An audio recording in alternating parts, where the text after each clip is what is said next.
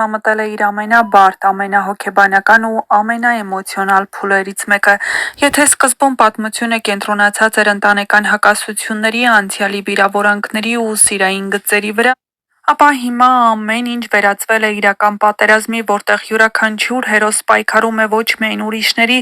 այլ նաև սեփական խղճի, վախերի ու սխալների դեմ։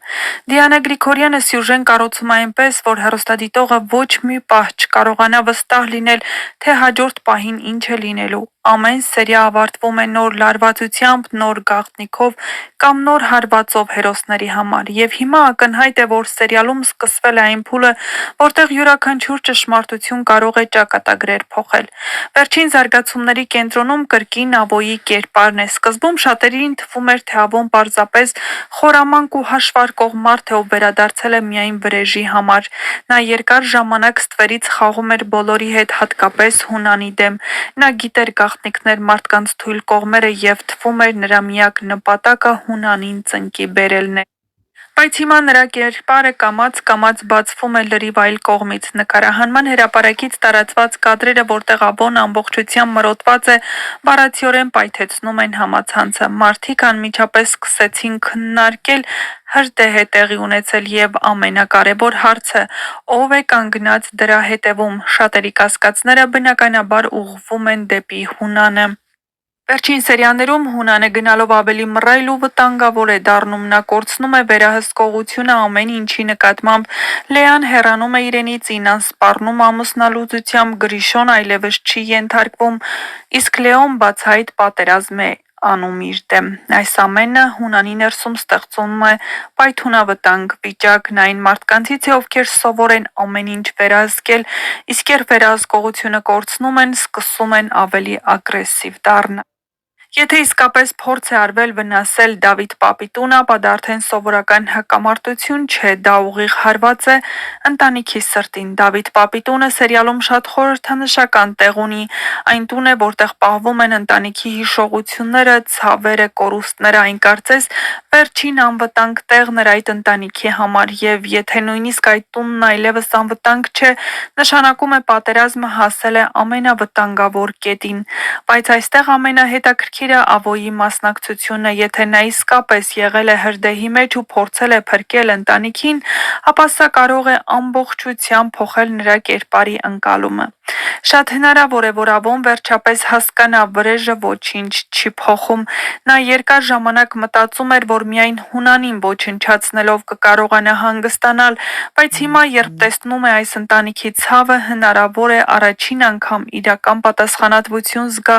նրանց հանդեպ։ Շատ խորհրդանշական կլինի, եթե հենց Ավոն դառնա այն մարդը,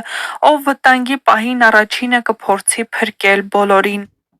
Դա նաև մեծ ազդեցություն կունենա Դավիթ պապի վրա։ Պապը երկար ժամանակ է չի վստահում Ավոյին, ինչպես ինքն է ասում, նա երկու սյուն ուներ՝ Ռաֆը, ով մահացավ, իսկ Ավոն խարխլված էր ու տունը փլվեց պապի գլխին։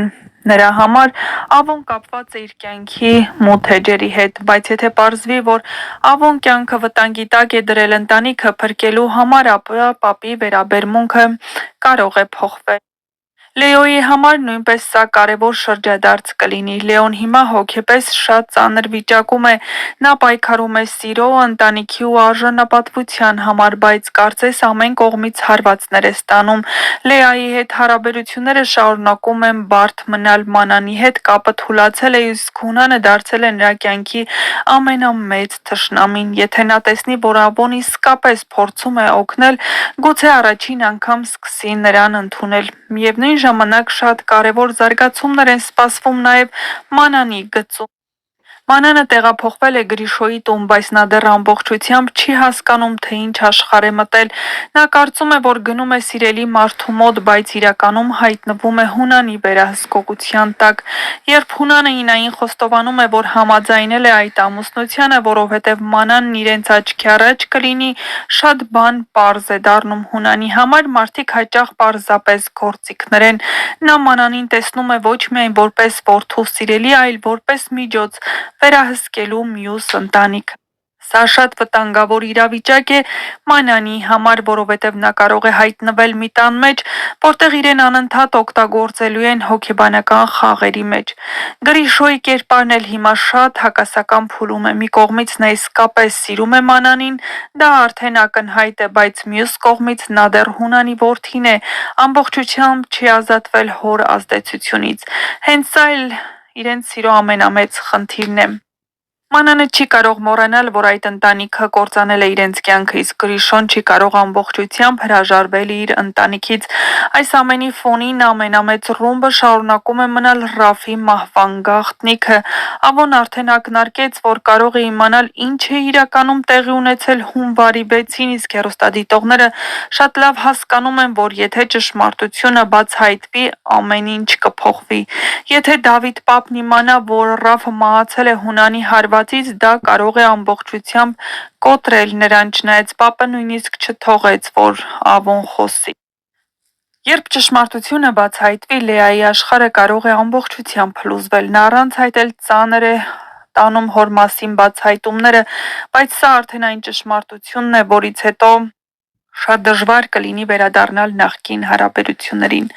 Սերիալը հասել է հիմա մի կետի, որտեղ յուրաքանչյուր հերոս կանգնած է ընտրության առաջ։ Լեոն ընտրում է պայքարը, Լեան փախուստը ցավից, Մանանը վտանգավոր սերը,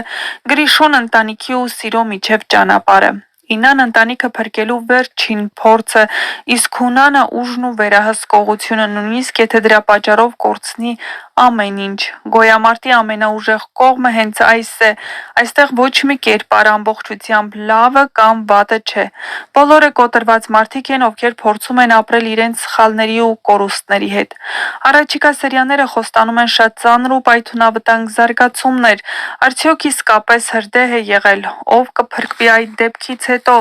կբացահայտվի արդյոք Ռաֆի մահվան իրական պատմությունը, կդիմանա Մանյանը Հունանի